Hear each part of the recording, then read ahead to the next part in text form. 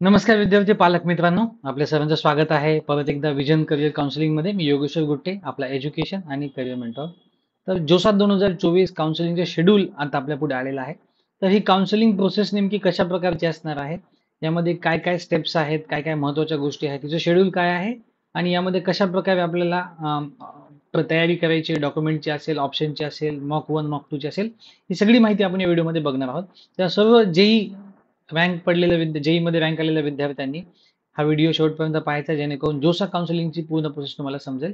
आणि हा व्हिडिओ तुम्ही तुमच्या कलिग सोबत, तुमच्या टीचर सोबत, सगळ्यांसोबत जास्तीत शेअर करा, जेणेकरून सर्वांना काउन्सिलिंग प्रोसेस काय असते नेमकं समजेल. ओके, तर चला सुरुवात करूया आपण. सगळ्यात पहिल्यांदा आपण बघूया जोसाची जी वेबसाईट आहे यावर्षीची, josa.nic.in. या वेबसाईटवर तुम्ही पूर्ण काउन्सिलिंग यावर्षी आपल्याला करायची आहे. josa.nic.in या वेबसाईटवर आपल्याला पूर्ण काउन्सिलिंग करायची आहे. इथे सध्या आपल्याला दिसेल की काही काउन्सिलिंगचे महत्त्वाचे इव्हेंट्स इथे तुम्हाला दिसत आहेत. त्यामध्ये टॉप 20% किंवा तुम्हाला जे state wise top 20, board wise top 20% तुम्हाला पाहायला मिळतील. जोशाबद्दल काही FAQs, फ्रिक्वेंटली आस्क्ड क्वेश्चन्स तुम्हाला इथे वाचायला मिळतील. जोसाचा शेड्यूल जो आपण डिस्कस करणार तो इथे तुम्हाला पाहायला मिळेल.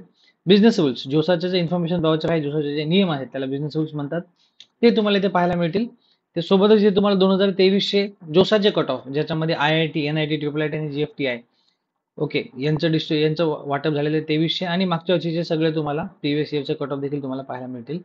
अजून देखील वेबसाईटवर सीट मॅट्रिक्स आलेलं नाहीये. नवीन IITच्या जागा वाढल्या का, वाढणार आहेत का, ते अजून कळालेलं नाहीये. पार्टिसिपेट इन्स्टिट्यूट देखील अजून आलेले नाहीयेत. तेव्हा ते जेव्हा येतील तेव्हा आपण ते बघू शकतो, पण इथे तुम्हाला ते या प्रकारे चेक करायचे आहेत. सध्या आपण फक्त इथे ओपनिंग आणि क्लोजिंग रँक बघू शकतो. ऍक्टिव्हिटी बोर्ड मध्ये आपण इथे जाऊ शकतो. सध्या तुम्हाला काहीच ऍक्टिव्हिटी दिसणार नाहीये. पण आता जेई प्रोसेस बद्दल जर तुम्हाला IIT असतील किंवा काही NIT असतील, तर जेईच्या प्रोसेस बद्दल किंवा काही कॉलेज बद्दल तुम्हाला माहिती घ्यायची असेल, तर ओपन हाऊस डिस्कशन म्हणजे कॉलेजेसनी काही सेमिनार अरेंज केलेले असतात. ते सेमिनार आपण सर्वजण अटेंड करू शकतो. ते अटेंड करण्यासाठी काय आहे, इथे ओपन हाऊस नावाची लिंक तुम्हाला दिसेल जेईच्या वेबसाईटवर. इथे ओपन हाऊसमध्ये प्रत्येक बघा IIT, ऑलमोस्ट सगळ्या IITने ओपन हाऊस ठेवलेले आहेत. त्यामध्ये तुम्हाला IIT बद्दल, त्यातल्या ब्रांचेस बद्दल, ऍडमिशन प्रोसेस बद्दल तुम्हाला सगळी माहिती मिळू शकते. तर ह्या मीटिंगच्या लिंक दिलेल्या आहेत. मीटिंग लिंक अटेंड करण्यासाठी वेगवेगळे सॉफ्टवेअर देखील तुम्हाला लागू शकतं. ओके, तर हा ओपन हाऊस सगळ्यांनी अटेंड करावा. अगदी 10 जून पासून काही काही ओपन हाऊस चालू होत आहेत. इथे आपण बघतो IIT मद्रास 9 ते 11 ऑलरेडी चालू झालेला आहे. आपण एकदा बघूया नेमकं इथे कशा प्रकारचं आपल्याला दिसेल ते. इथे ओपन मध्ये आपण सगळी माहिती चेक करू शकतो. Okay, experience life at IIT with demo day 2024. बघूया आपण सध्या लाईव्ह दिसतंय का किंवा काय चालू आहे.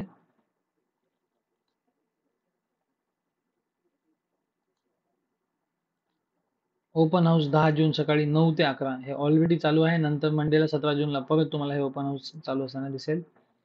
ओके, तर ओपन हाऊस मध्ये तुम्ही सगळे जे ओपन हाऊस अवेलेबल असेल सगळ्यांनी ते त्यातली माहिती घ्यायची आहे. म्हणजे तुम्हाला IIT बद्दल सगळी माहिती मिळेल. ओके, हे डिस्कशन सगळे नाही, ज्या ज्या ज्या काही चांगल्या IITचे जरी तुम्ही अटेंड केले तरी चालतील किंवा सगळे अटेंड करायचे असेल तरी चालतील. ओके, आपल्यासाठी सगळ्यात महत्त्वाचा आहे शेड्यूल. जोसाचा या वर्षीचा शेड्यूल महत्त्वाचा आहे, तो आपण बघणार आहोत. तो शेड्यूल नेमका कशा प्रकारे आपला असणार आहे इथे आपण बघू शकतात. तुम्हाला स्क्रीनवरती दिसतंय. ओके, स्क्रीनवरती तुम्हाला व्यवस्थित दिसतंय सगळं. त्याला मी फुल स्क्रीन मध्ये कन्वर्ट करायचा प्रयत्न करतोय. चल, ओके, इथे तुम्हाला जोसाचा शेड्यूल दिसतोय, ज्यामध्ये आता 9 तारखेला जोसाचा निकाल, जेईचा निकाल लागलेला आहे. ऍडव्हान्सचा आणि मेनचा निकाल आधीच लागलेला आहे. आता 10 जून पासून संध्याकाळी 5 वाजल्यापासून, दिवसभर परेशान व्हायचं नाहीये, संध्याकाळी 5 वाजता आपले जोसाचे रजिस्ट्रेशन स्टार्ट होणार आहे. आणि यावर्षी रजिस्ट्रेशन सोबतच तुम्ही तुमच्या जोसाचं सीट ऍक्सेप्टन्सचं प्री पेमेंट तुम्ही करू शकतात.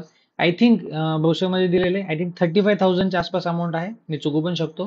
पण यावर्षी जोसाची सीट ऍक्सेप्ट करण्यासाठी जे पेमेंट आहे कॅटेगरी वाईज ओपनसाठी 35,000, ते तुम्ही प्री पेमेंट पण करू शकतात. म्हणजे तुम्हाला सीट अलॉट व्हायच्या आधीच आपण आपलं पेमेंट करून ठेवू शकतो. ओके, दुसरं म्हणजे काय, आता जेईसाठी किंवा जोसाच्या ऍडमिशनसाठी लागणारे डॉक्युमेंट्स काय आहेत ते ऑलरेडी आपण आपल्या ग्रुपवरती सगळीकडे मेन्शन केलेले आहेत. ओके, तर ते डॉक्युमेंटची यादी तुम्ही पाहून घ्यायची आहे. नसेल तर मी परत एकदा शॉर्टमध्ये जर मला पटकन ती यादी जर दिसली तर मी तुम्हाला पब्लिश करायचा प्रयत्न करतो. त्यामध्ये सगळ्यात पहिल्यांदा 10वीची मार्कशीट, 12वीची मार्कशीट,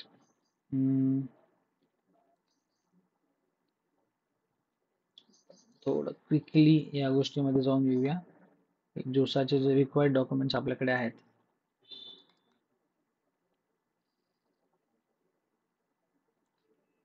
येस, इथे आपण ही फाईल बघून घेऊयात.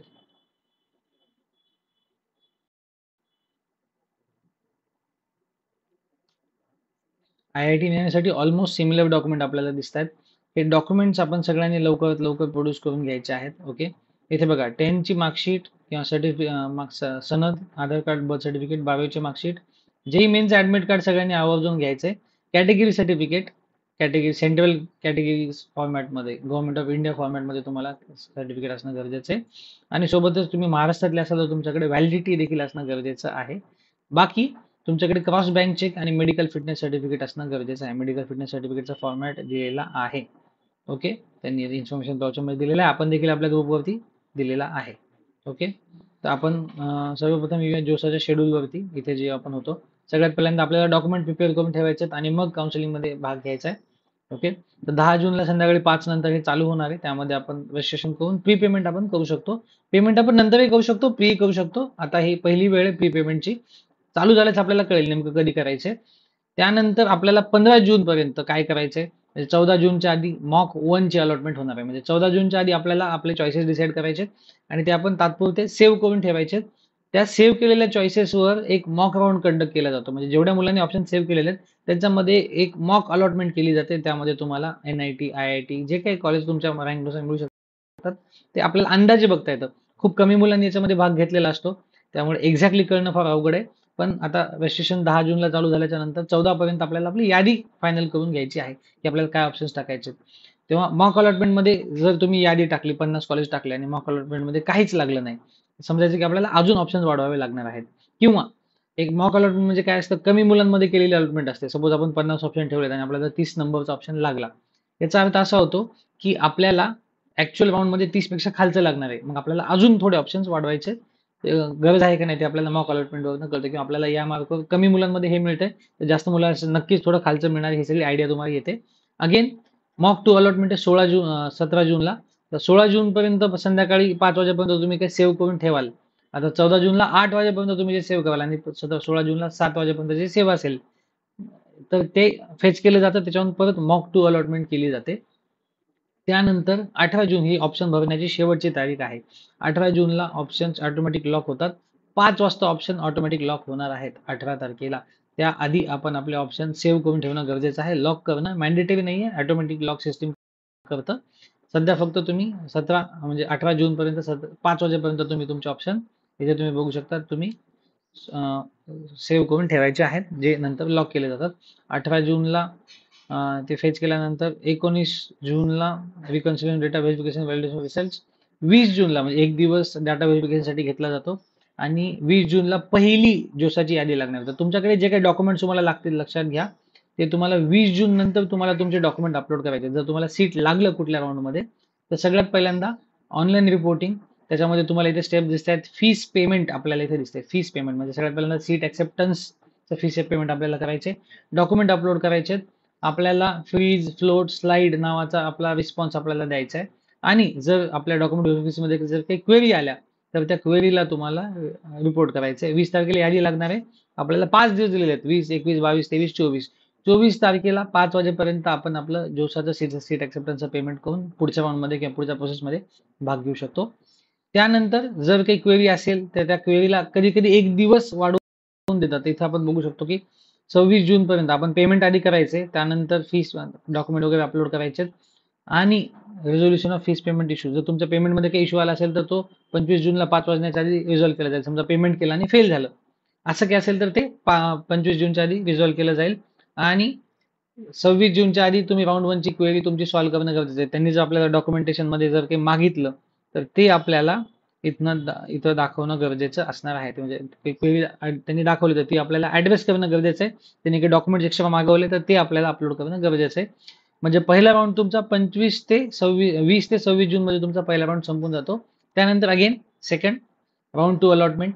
आता जर तुम्हाला IIT लागला असेल किंवा NIT लागला असेल तर तुम्हाला फक्त एकदा व्हेरिफिकेशन करावं लागतं. पण जर तुम्ही मिक्स ऑप्शन टाकलेले आहेत, काही IIT टाकलेत काही NIT टाकलेत, पहिल्या राऊंड मध्ये NIT लागले, दुसऱ्या राऊंड मध्ये IIT लागलं, किंवा पहिल्या राऊंड मध्ये IIT लागलं, दुसऱ्या राऊंड मध्ये NIT लागलं, IIT टू NIT जर शिफ्ट झालं तर आपल्याला डॉक्युमेंट व्हेरिफिकेशन 2 वेळेस करावं लागतं. लक्षात घ्या, म्हणजे 2 वेळेस आपल्याला डॉक्युमेंट अपलोड करणं गरजेचं आहे. असं नाहीये की एकदाच करायचं. जर कॉलेजची कॅटेगरी बदलली, IIT, NIT किंवा NIT टू IIT जर झालं, तर तुम्हाला ह्याच्यामध्ये परत एकदा व्हेरिफिकेशन असतं.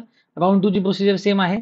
27 जूनला पुढच्या दिवशी तुमची राऊंड 2 ची अलॉटमेंट लागते. ज्यांना अलॉटमेंट झालेली आहे त्यांना काही करायचं नाही. पण ज्यांना पहिल्यांदाच अलॉटमेंट झाली आहे, त्यांनी online reporting, document upload, response आणि काही क्वेरी असेल तर त्यांनी 1 जुलैपर्यंत त्या करून घ्यायच्यात.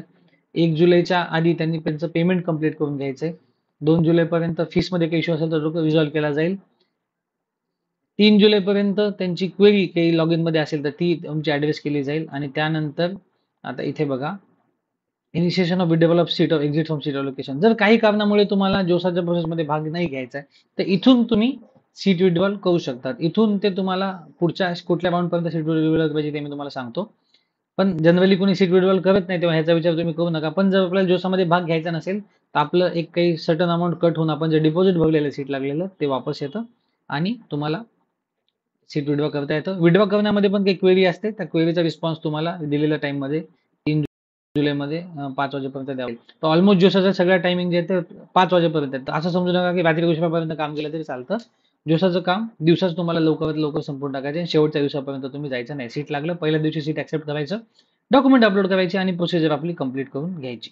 ओके, हे झाले round 2. Again round 3 seat allotment होणार 4 जुलैला. त्यामध्ये 8 जुलैपर्यंत तुम्हाला रिपोर्ट करायचे.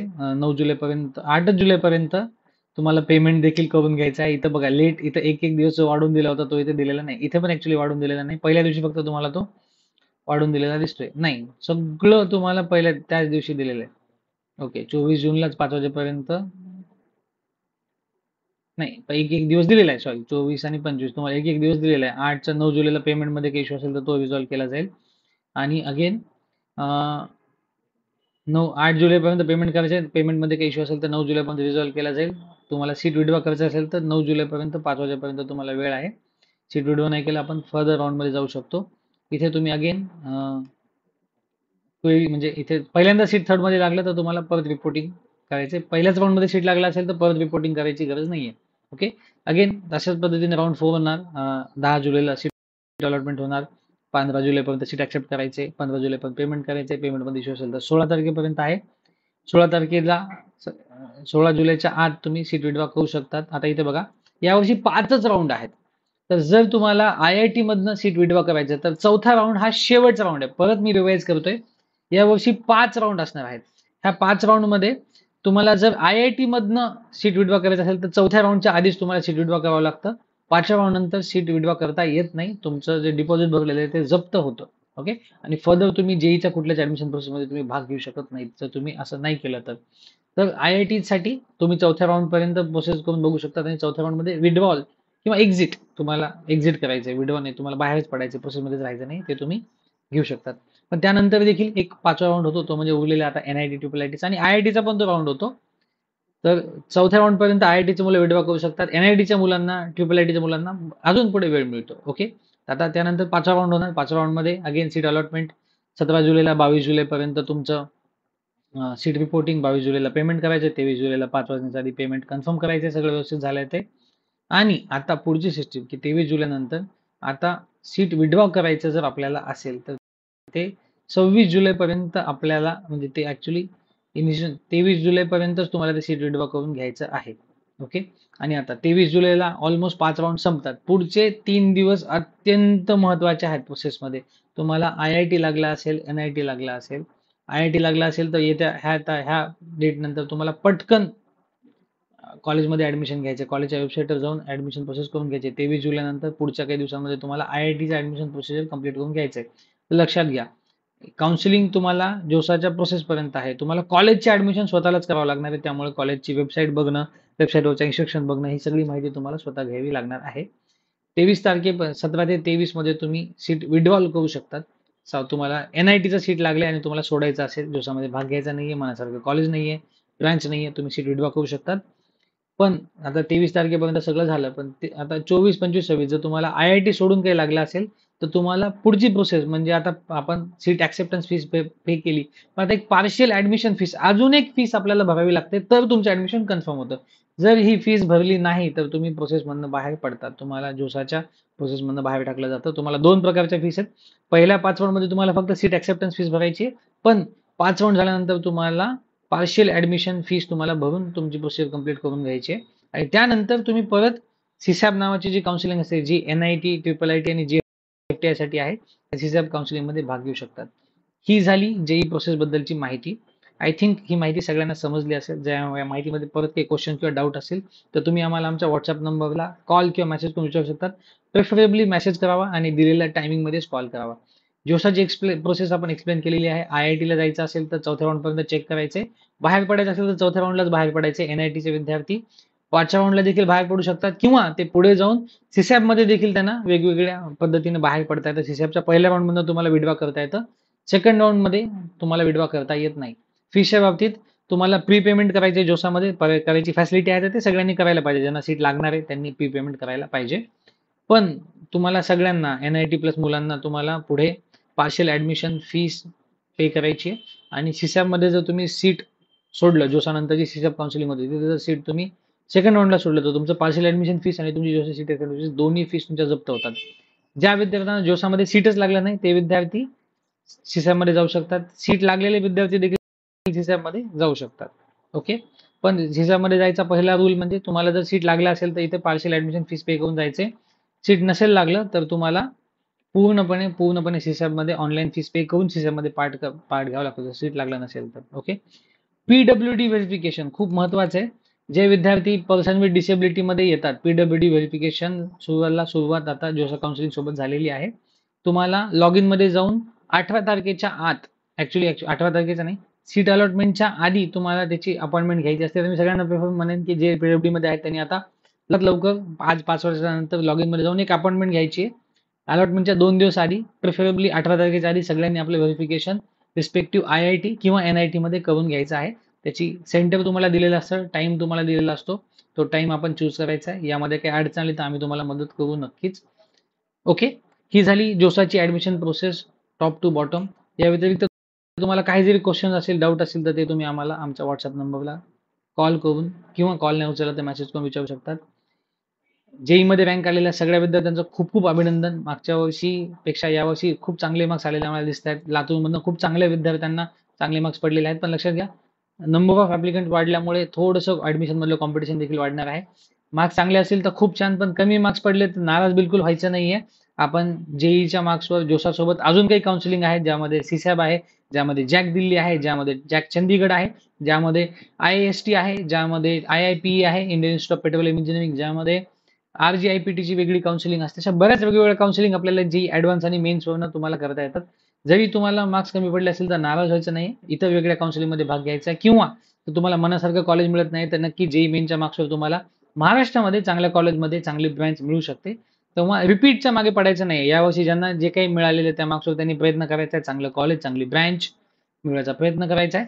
नाही मिळालं, आपण स्टेटमध्ये जिथे मिळेल तिथे ऍडमिशन घेऊन पुढे जायचे. रिपीट बिलकुल कोणीच करायचं नाही. रिपीट करायच्या बद्दल तुम्हाला आमचं ओपिनियन घ्यायचं असेल तर तुम्ही ऑफिसला येऊन भेटा किंवा संध्याकाळी आम्हाला कॉल करा. त्याबद्दल मी तुम्हाला आमचं वैयक्तिक पर्सनल तुम्हाला काही वेगळं ओपिनियन हवं असेल तर देऊ. ही झाली जोसा ऍडमिशन काउन्सिलिंग बद्दलची माहिती. आय होप सर्व विद्यार्थ्यांना ही माहिती व्यवस्थित समजली असेल. तर ही माहिती तुम्ही जास्तीत जास्त विद्यार्थ्या, तुमच्या कलिग्स पर्यंत, तुमच्या क्लासेसच्या टीचर्स पर्यंत तुम्ही स्प्रेड करा. आणि इंजिनिअरिंग ऍडमिशन प्रोसेसच्या अशाच माहितीपूर्ण व्हिडिओसाठी वेळोवेळी पाहत राहा विजन करिअर काउन्सिल. थँक्यू.